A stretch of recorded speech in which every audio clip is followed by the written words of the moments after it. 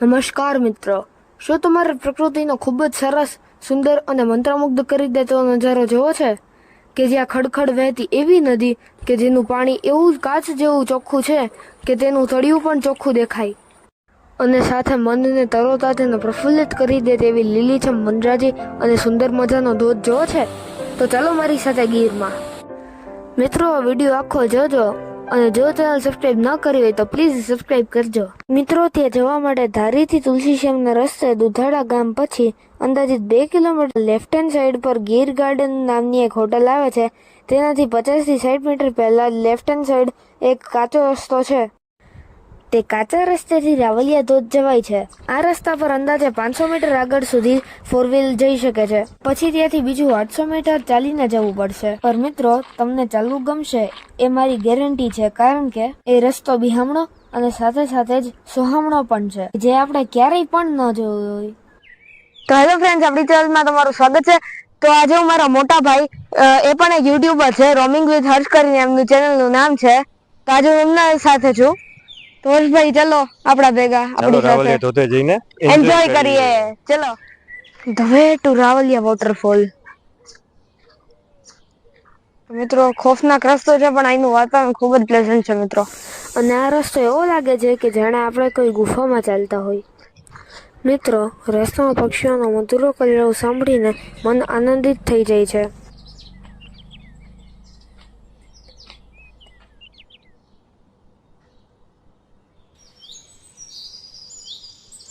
મિત્રો, આ વડલો દાયકા પુરાણો જણાય છે.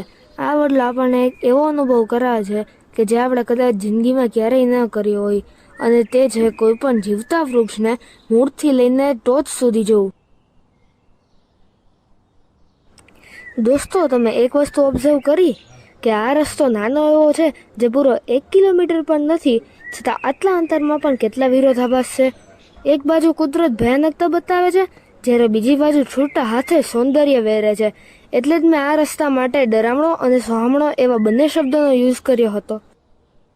એક વિચિત્ર પ્રકારની વેલ છે, એમાં કોઈ વિચિત્ર ફળ ઉગ્યા છે.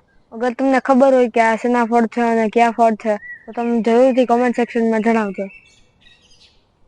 રસ્તાની બંને તરફ અલગ અલગ જાતની વનસ્પતિ, વેલાઓ, નાના નાના છોડ અને તેમાં ખીલેલા અનેક પ્રકારના ફૂલ એટલા સરસ લાગે છે કે આ બધાને મારી સાથે ઘરે લેતો જવાનું મન થાય છે.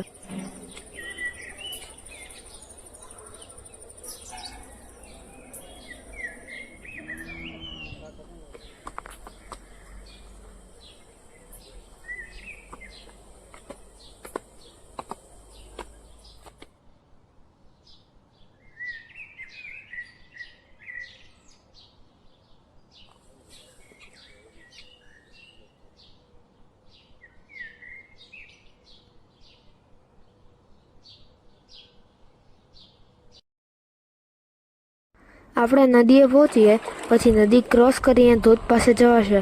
અહીંયા પાણી બહુ ઊંડું નથી, ગોઠણડૂબ જેટલું જ છે. નદીનું પાણી કેવું કાચ જેવું ચોખ્ખું છે, તળિયું પણ સાવ ચોખ્ખું દેખાય છે. આવા ચોખ્ખા નીર જેવા પાણીવાળી નદીઓ બહુ જ ઓછી જોવા મળે છે. બાકી નદીઓ તો બધે હોય, પણ તે કચરા અને ગંદકીથી ભરપૂર હોય છે.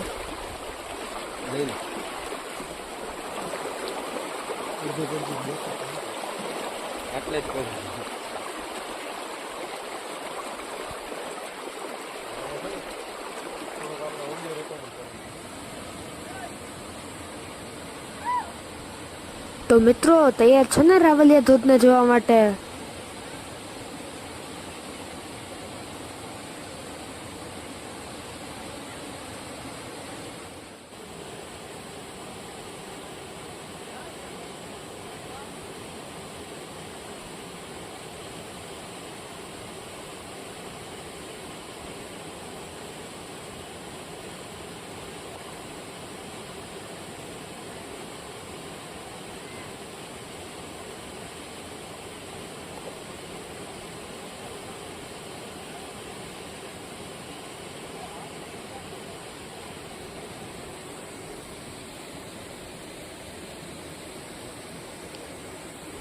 ચાલો આપણે ધોધની ઉપરવાસનો નજારો જોવા જઈએ.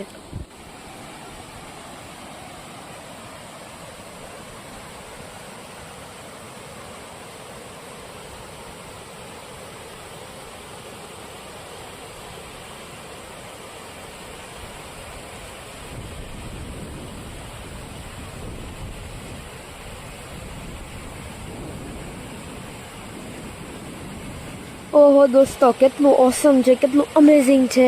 આ ખૂબ જ મનમોહક દ્રશ્ય છે દોસ્તો. મન થઈ છે કે આ દ્રશ્ય જોતો જ રહું, અને આ જગ્યાનું વર્ણન કરવા માટે મારી પાસે કોઈ શબ્દ જ નથી વધ્યા દોસ્તો.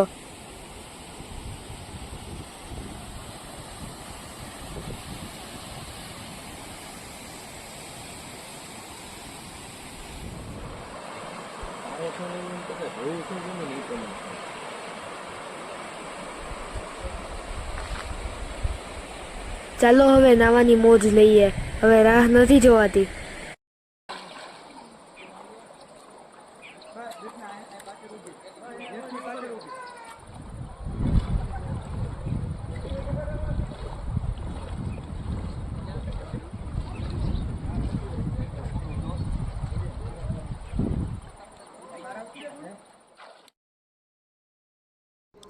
આ નદીનો પ્રવાહ, આજુબાજુનું વાતાવરણ અને નજારો ખૂબ જ મનમોહક છે.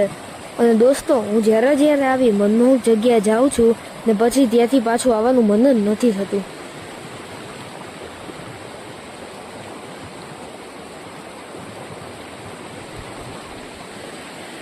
મિત્રો, કોમેન્ટ સેક્શનમાં ખાસ જણાવજો કે તમને રાવલિયા વોટરફોલ, ત્યાં જવાનો રસ્તો અને આજુબાજુનું લોકેશન કેવું લાગ્યું. ફ્રેન્ડ્સ, હવે અમે રાવલિયા ધોધથી નાહી લીધું અને હવે અમે જઈ રહ્યા છીએ. અને ફ્રેન્ડ્સ, અગર તમને મારા વિડીયોઝ ગમતા હોય તો તમે વિડીયોઝને લાઈક કરો, મારી ચેનલને સબસ્ક્રાઈબ કરો અને કોમેન્ટ કરો, કે જેનાથી મને મોટિવેશન મળે અને વધુથી વધુ સારા વિડીયોઝ બનાવું. Bye bye friends.